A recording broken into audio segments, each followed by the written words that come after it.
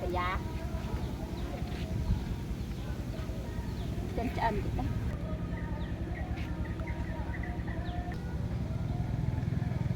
quý chăm em phê san mẹ tự vô chia sẻ nó gớt quý cái này sang hai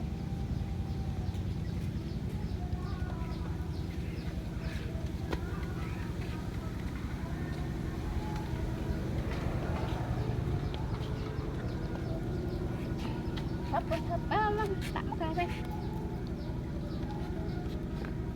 à mẹ này về 10 tỷ mà coi vậy rồi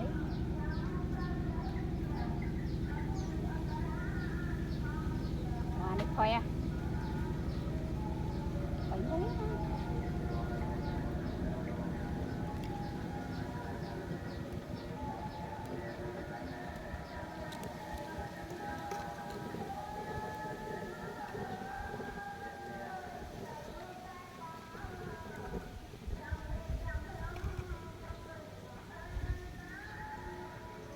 bỏ rồi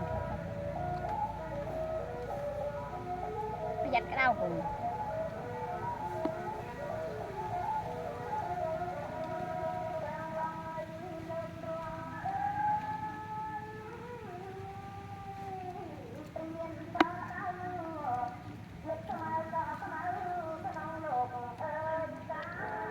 nhà nhá hết